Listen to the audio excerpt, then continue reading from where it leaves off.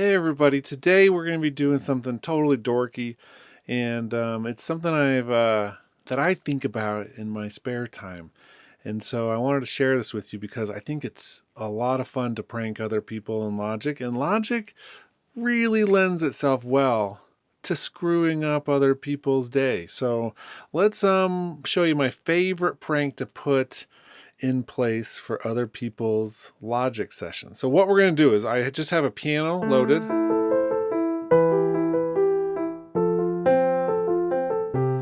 And that's fine. But, what we want to do is go into their Logic and just open it up and see what happens by default. Let's see what happens in terms of their starting template, because that's where we want to start.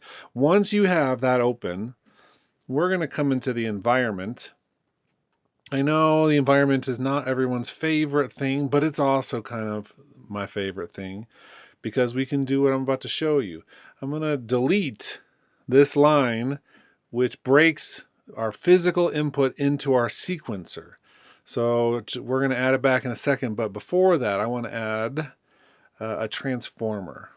This transformer is going to be the crux of our entire prank. Because we want people to start playing something in their project and just be like, what's happening here? So we're going to connect the output of our view here, our monitor, and connect this into our sequencer. Now I can play again. In the sequencer, we're going to leave almost everything the same, and except we're going to switch our data byte. And we're going to map this thing. And from 0 to 127, so that's all of our notes, and we're going to use the map right down here and just click reverse. So now look at my little input note display there. As I go up on the notes, you'll hear the notes going down. Highest note on the keyboard, lowest note on the keyboard. We just effectively reversed the entire keyboard playback. Now, because we want to make sure that anyone who sees this gives us some mad respect when they're cursing us out, we're going to delete the name of the transformer. Okay. And I don't know why I just did that. Let's get rid of that, though. Add a little space. We're just going to put the sequencer right on top of that. That'll just make it look like it's a loop back, and people will be confused for years. I love this. Then, because we don't want anyone necessarily to fully,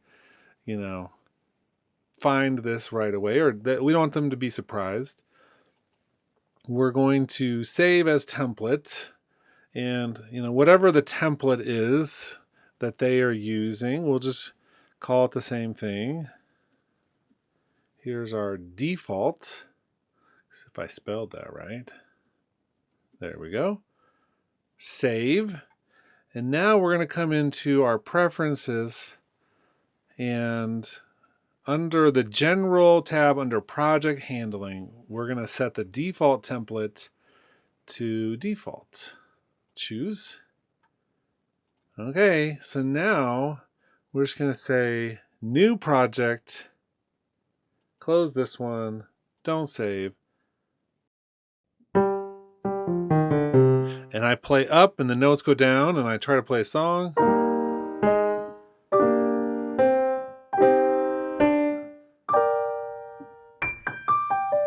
And I'm totally confused. Come in here.